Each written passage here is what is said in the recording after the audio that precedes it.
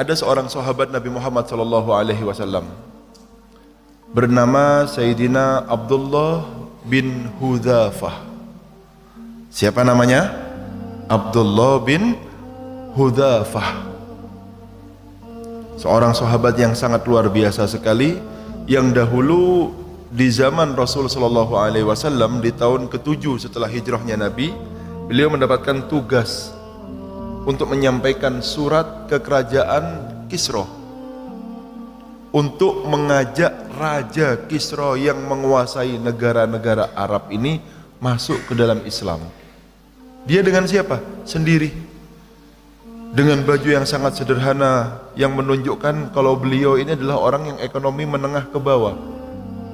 Tetapi karena tugas dari Rasul sallallahu alaihi wasallam, tidak sedikit pun beliau berpaling daripada tugasnya, walaupun dia tahu dia belum tentu bisa kembali selamat kepada keluarganya, karena yang diajaknya adalah penguasa Arab pada saatnya. Mundur dia? Tidak mundur sama sekali.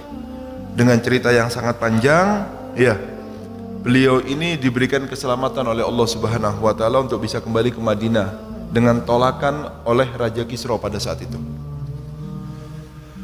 Pada tahun ke-19 setelah hijrahnya Nabi Muhammad sallallahu alaihi wasallam, beliau menjadi salah satu pasukan perang yang diutus oleh Sayyidina Umar bin Khattab untuk menuju kepada Kaisar.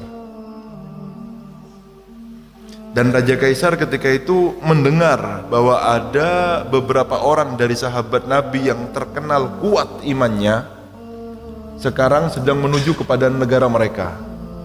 Dan subhanallah, para sahabat tertangkap ketika itu. Ketika ditangkap, ya, dimasukkan ke dalam penjara. Rajanya bahagia karena kepingin pembuktian apakah benar kekuatan iman mereka seperti yang diceritakan.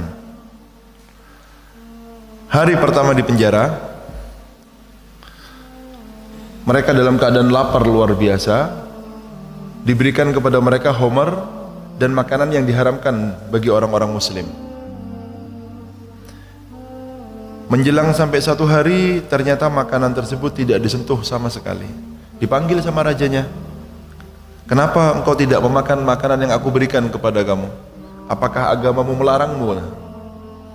Dibilang, kalau dalam keadaan sangat butuh sekali sehingga kita tidak bisa mempertahankan hidup kecuali dengan makanan tersebut, ya, agama saya tidak melarang saya untuk memakannya. Lalu kenapa engkau tidak memakannya? Kenapa engkau tidak memakannya? Saya tidak ingin membuatmu bahagia, katanya. Apa? Saya tidak ingin melihatmu bahagia dengan saya memakannya.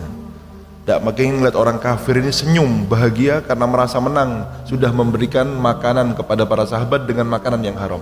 Saya tidak kepingin melihat kamu bahagia, katanya. Faham ya?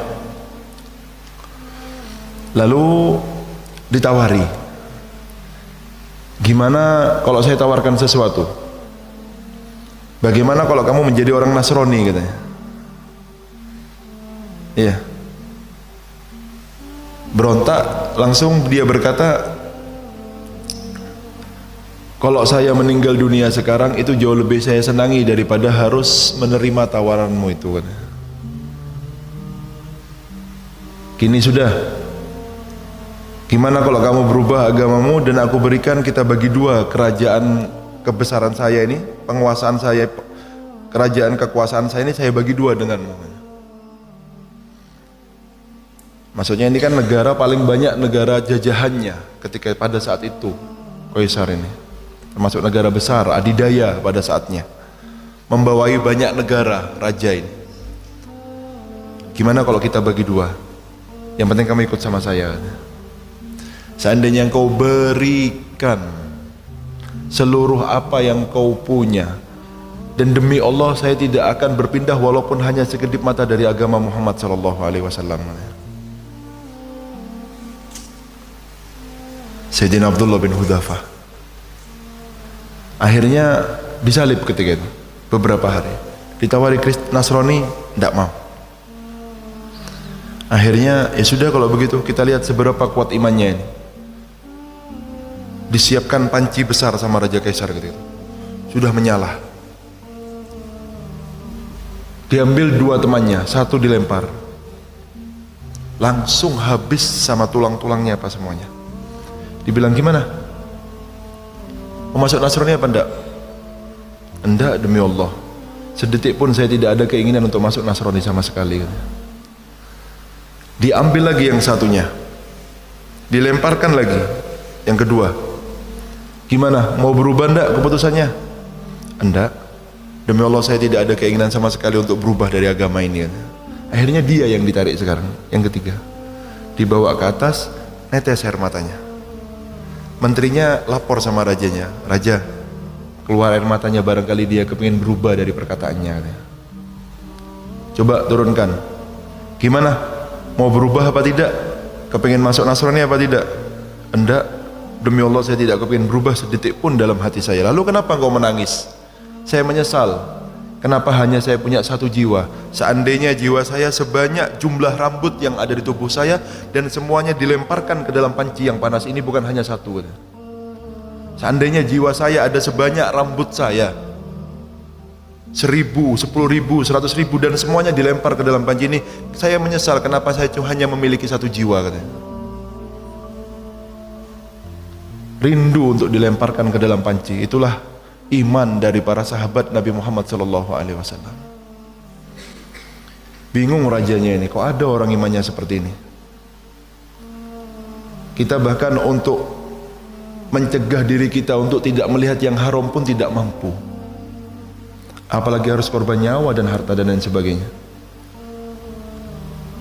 Berbeda kekuatan iman di antara kita dan mereka. Dengan ini mereka tidak terkejar dengan siapapun orang yang hidup di bawahnya. Siapapun tidak akan menyamai derajat para sahabat Nabi Muhammad SAW. Lalu raja menawarkan lagi, engkau mau mencium kening saya dan saya selamatkan kamu sekarang. Jangan hanya saya, tetapi dengan orang-orang muslim yang ada di belakang saya.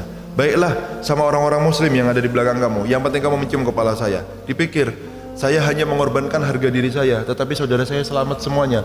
Ini lebih baik daripada saya harus mempertahankan harga diri saya dan menjadikan saudara saya sebagai korban gara-gara keangkuhan saya. Baiklah, dicium akhirnya kepalanya itu, dilepaskan oleh Raja Kaisar. Dia dan para sahabat Nabi Muhammad SAW yang ada bersamanya sampai datang kepada kota Madinah, bertemu dengan Sayyidina Umar bin Khattab dan diceritakan cerita ini semuanya.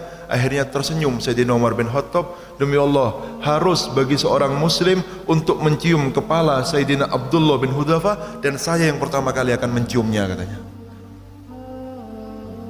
Iman. Ya, kita bahkan tidak bisa menahan diri kita untuk tidak melihat hal-hal yang diharamkan. Lihat bagaimana perbedaan kita dengan mereka, ya. Hakadha, ya.